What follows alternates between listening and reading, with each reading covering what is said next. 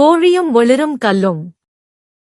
அருமையான மரங்களும் பாடும் பறவைகளும் நிறைந்து ஒரு அமைதியான கிராமத்தில் ஒரு ஆர்வமுள்ள சின்ன கோழி வாழ்ந்து வந்தது. பிற கோழிகளைப் போல் அல்லாமல் சின்ன கோழி எப்போதும் ஒரு புதையலை தேடி கொத்திக் கொண்டே இருப்பாள். ஒரு நாள் காலை பொன்னிற ஒளியில் சூரியன் உதிக்க அவள் பூமியைச் சுரண்டிய போது ஒரு மின்னும் கல் கிடைத்தது. வா, எப்படி பிரகாசிக்குது என்று ஆச்சரியமாக கிடைத்தாள்.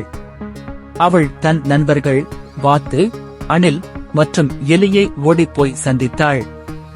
என் மின்னும் பொக்கிஷத்தை பாருங்க என்று பெருமையுடன் சின்ன கோழி காட்டினாள். ஆனா இதுல என்ன செய்ய முடியும்? சாப்பிட முடியுமா என்று வாத்து கேட்டாள். இல்ல, ஆனா இது அழகா இருக்கே என்று சின்ன கோழி குழப்பத்துடன் கூறினாள். விதைகள், தானியம் எதுவும் பிரகாசிக்காதே, ஆனா நம் வயிறை நிறைக்கும் என்று அணில் சொன்னான்.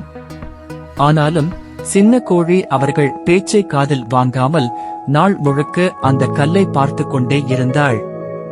அவள் உணவு தேடுவதை நிறுத்தினாள். மெதுவாக அவளது இறகுகளின் பிரகாசமும் குறைந்தது. அவளுக்கு பசிக்க ஆரம்பித்தது. இதை சாப்பிட முடியுமா என்று சிந்தித்தாள். அவள் அதை கொத்தினாள். அவளது அலகு வலிக்க ஆரம்பித்தது. அவளது கண்களில் கண்ணீர் வந்தது. விதைகள்தான் நம்ம நண்பர்கள் என்று உணர்ந்தாள்.